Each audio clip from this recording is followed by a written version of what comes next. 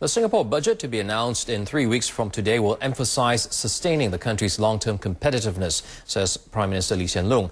Speaking to reporters at the end of a 24-hour working trip in Davos, Switzerland, Mr. Lee says the February 17th budget will be about how Singapore responds to and deals with the transition from rapid growth in the past to slow expansion right now. Wang Xiuying reports.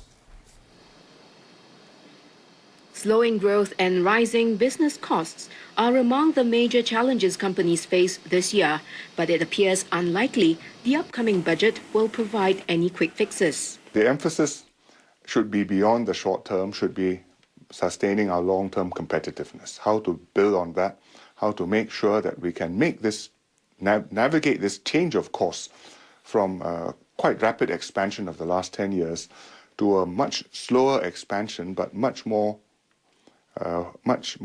a more qualitative transformation in terms of the skills we have, in terms of the capabilities we build up, in terms of the productivity which we are going to have to deliver and improve productivity year by year, and therefore to be able to improve incomes for Singaporeans.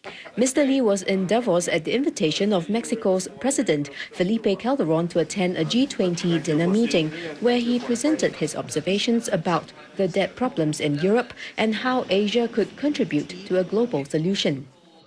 Here in Davos, there's a lot of talk among European leaders about a crisis in confidence. But for Singapore, Mr. Lee says the issue is really about how the country can remain nimble and be responsive to changing external environment to keep jobs and to make sure companies are viable.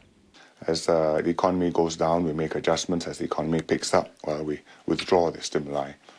Part of the confidence comes from the long-term consistency which we have, that you're able to offer investors a competitive environment, and the investors know that if something happens and they need help, which is legitimate, we'll be there to help them.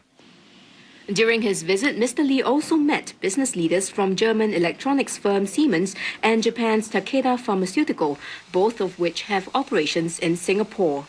Mr. Lee says Takeda Pharmaceutical in particular has heaped praises on Singapore as one of the best places to do business for drug firms to foreign delegates in Davos. And such vote of confidence, Mr. Lee says, is powerful. Wang Xiuying, Channel News Asia in Davos, Switzerland.